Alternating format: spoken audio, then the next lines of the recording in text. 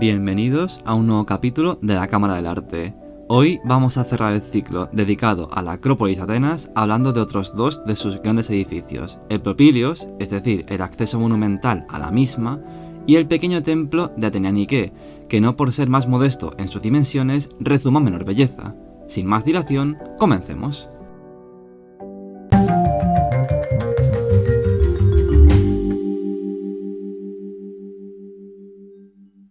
El contexto histórico del que partimos es el llamado siglo de Pericles, un periodo dorado para la política, economía y cultura atenienses que tuvo uno de sus máximos hitos en el embellecimiento de la Acrópolis, proyectándose obras como el templo de Atenea Nike, el cual no obstante tuvo que posponerse dado los esfuerzos que requiere el Partenón a partir de su inicio en el 447 a.C.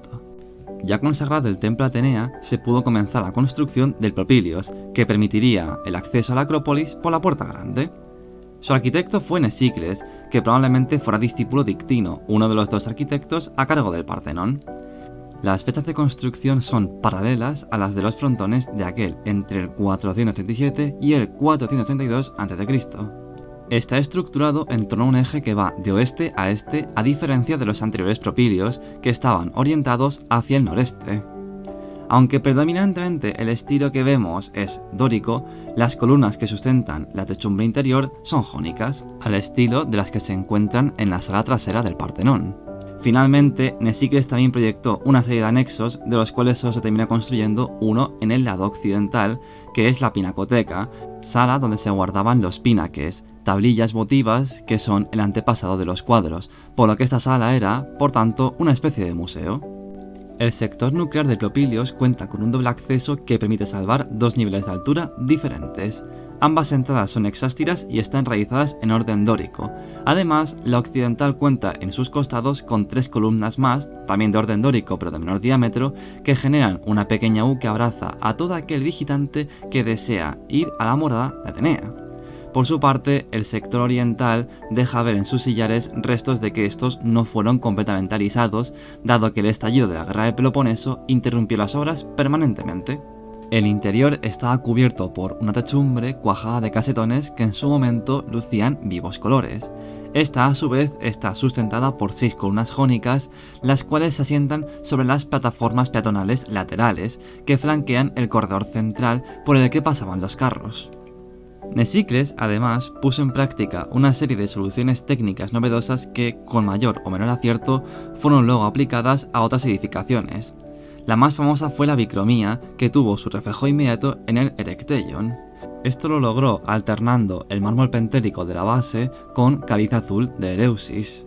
Una que no fue tan seguida fue reforzar los arquitrabes con barras metálicas. Salvando las distancias, esta es la técnica con la que fabricamos actualmente el hormigón armado, el cual va reforzado con retículas de acero. Pasamos ahora a hablar del templo de Atenea Nike, que se asienta sobre un bastión occidental de la Acrópolis, enfrente del Propíleos. Este templo sustituye a otro que fue erigido conmemorando la victoria griega en la batalla de Manatón, pero que se destruyó en la Segunda Guerra Médica. Firmada la paz de Calias con los persas, se planteó su reconstrucción en el 449 a.C., siendo su arquitecto Calícrates, pero hubo que posponerlo unos 20 años más debido a las obras del Partenón. De esta manera, el templete fue levantado en los años 20 del siglo V a.C., es decir, en plena guerra de Peloponeso entre la Liga de Delos, liderada por Atenas, y la Liga de Peloponeso, encabezada por Esparta. Un episodio trágico acontecido en esos años fue la peste o plaga de Atenas, que, entre otras personas, se llevó consigo a Pericles. El pequeño templo comenzó a construirse, en concreto, durante la primera fase del conflicto, llamada Guerra Arquidámica, la cual se saldó en el año 421 a.C. con la firma de la paz de Nicias entre Atenas y Esparta. En ese lapso de tiempo, Calícrates, quien fuera arquitecto del Partenón junto a Ictino, quiso darle una salida práctica a su proyecto teórico. De esta forma nació el templo de Artemisa Grotera a orillas del río Iliso entre el 440 y el 430 a.C. Aunque fue demolido en el siglo XVIII, se conservan dibujos tanto de su aspecto físico como de su planta que nos permiten ver al antepasado del templo de Atenea Nike, con la única diferencia de que este cuenta con un potente pronaos. Esto se debe a que el diseño original de Calícrates hubo de ser adaptado a la estrechez del bastión sobre el que se iba a levantar la estructura. Así se obtuvo un templo con 5,44 metros de ancho, 8,44 de largo y una altura máxima de 7 metros. En términos técnicos, estamos ante un templo tetrástilo y anfipróstilo, pues cuenta con un pórtico anterior y otro posterior. Lo más destacable es su uso del jónico, rompiendo de esta manera con la predominante estética dórica que hasta entonces se daba en la Acrópolis. Sobre la crepidoma, conformada por un esteróbato y un estiróbato, se asienta la base ática de la columna, que está formada por dos molduras convexas llamadas toros y entre medias de ellas una cóncava que recibe el nombre de Escocia. Sobre ella va el fuste de ángulos matados o muertos en vez de los ángulos vivos que caracterizaban al dórico. Finalmente, el capitel hace de nexo con el entablamento y tiene elementos muy característicos, como un equino decorado con obos y dardos, así como las famosas volutas y finalmente el ábaco. El arquitrabe ya no es liso, sino que está compuesto por 3 platabandas cuyo tamaño crece en altura. Sobre él se asienta el friso, que no se divide en triglifos y metopas, sino que se dispone por el perímetro sin solución de continuidad. Finalmente, la cubierta está formada de nuevo por la cornisa y el frontón, o bueno, lo que queda de él. El conjunto se completaba con un altar y un pretil o parapeto que rodeaba los 3 lados del saliente. Este, además de rematarse con una barandilla metálica, fue aprovechado como superficie escultórica que complementaba la del friso. Abordada la arquitectura, es el turno de la escultura. Debemos mencionar la existencia de una escultura de madera llamada Shannon de la Victoria sin alas para que, como se solía decir, esta no pudiera escaparse del templo, el cual por tanto era también conocido como de la Nike Aptera. Por ello, el programa iconográfico se centra en los frontones, el friso y el pretil o parapeto. De los frontones, por desgracia, solo nos han llegado fragmentos de sus figuras, como una cabeza, algunos torsos o este piecito. No obstante, se ha teorizado que el frontón oriental, que es el que apunta a la Acrópolis, podía figurar el tema de la gigantomaquia, mientras que el occidental contendría el de la amazonomaquia. El mejor fragmento que ha llegado hasta nosotros es un personaje masculino identificado con un gigante que destaca, además de por su trabajada musculatura, por un potente escorzo que genera una diagonal de gran dinamismo. En mejor estado de conservación se encuentra el friso, del cual podemos aportar más información pese a la notable fragmentariedad que lo caracteriza. Está conformado por 14 bloques, 9 de los cuales están en el Museo de la Acrópolis, uno se ha perdido irremediablemente y los 4 restantes, por acción de Lord Elgin, se encuentran, al igual que los mármoles del Partenón, en el Museo Británico. El director de obra se discute que pudo ser Agorácrito, uno de los discípulos predilectos de Fidias, sobre todo en base al análisis de la vestimenta. En cuanto a la temática, en el sector oriental se representa la asamblea de los dioses del Olimpo, mientras que en los demás costados se figuran batallas. La composición del lado este del friso, a diferencia de la de los otros 3, es mucho menos dinámica. Está conformada, como hemos dicho, por la asamblea de dioses, todos más o menos identificados en base a los restos conservados. Así podemos, por ejemplo, encontrar a Poseidón, a Atenea o a Zeus sedente presidiendo la misma. Lo más destacable de estas figuras, además de un par de curvas que rompen el estatismo general, son las vestimentas, cuyos paños mojados de raíz fidíaca han sido la principal prueba que han usado los especialistas para atribuir la labra a Agorácrito.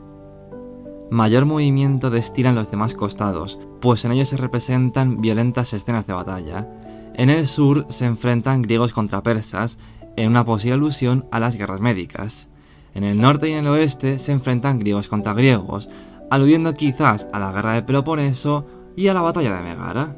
Como podemos comprobar, la diagonal es la protagonista indiscutible de estas composiciones, bien sea ascendente o descendente, así como una serie de juegos de curvas y contracurvas que generan un enorme dinamismo, a cuyo impacto visual contribuye el trabajo de las musculaturas con líneas bien remarcadas y una gradación del bajo relieve al alto relieve en algunos puntos. Para formarnos una idea de cómo pudieron ser los relieves del friso antes de sufrir el paso del tiempo, contamos con el álbum conocido como Elgin Drawings, un conjunto de volúmenes que contienen dibujos del artista ruso Fyodor Ivanovich realizados por orden de Lord Elgin in situ mientras estaba en la Acrópolis. Cerramos el análisis escultórico hablando de los relieves del Petilo Parapeto, que fue la última parte en ser realizada del templo de Nike, hacia el 410-406 a.C. En este caso, el director de obra también se discute que pudo ser Agoráclito, quien bajo esta teoría hubiera sido el director general de todo el programa iconográfico. No obstante, también se plantea la hipótesis de que Calímaco, otro escultor reconocido en Atenas durante la guerra de Peloponeso, estuviera detrás de las obras. Esta vez, el tema representado celebra las victorias que han tenido los atenienses a lo largo de su historia. Hay que resaltar, por último, que estos relieves son uno de los mayores hitos del virtuosismo clásico que se conocen. Las diversas victorias aladas de los paneles de la balaustrada se muestran en diferentes acciones, como conducir un toro al sacrificio o adornar un trofeo. Pero el panel más alabado por los expertos, dada su belleza, es aquel en el que Atenea se muestra desatándose una sandalia.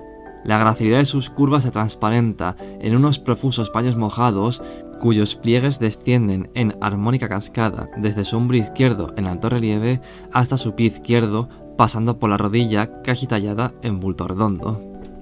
¿Y qué pasó después con ambas construcciones? El Propylios fue primero convertido en basílica cristiana en el siglo VI y después en un palacio con torre por parte de los gobernadores francos en los siglos XIII-XIV.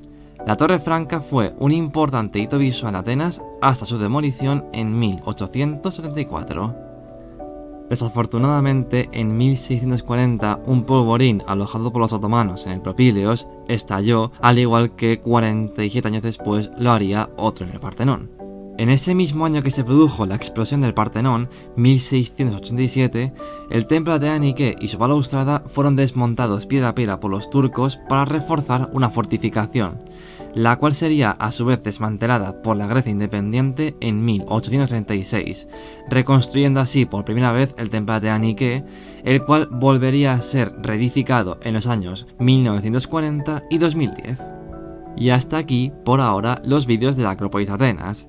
Si te ha gustado este sobre el Propylios y el templo de Atenea Nike, recuerda darle un buen me gusta, suscribirte si aún no lo has hecho y activar la campanita para no perderte nuestros próximos vídeos. Muchas gracias y hasta la próxima.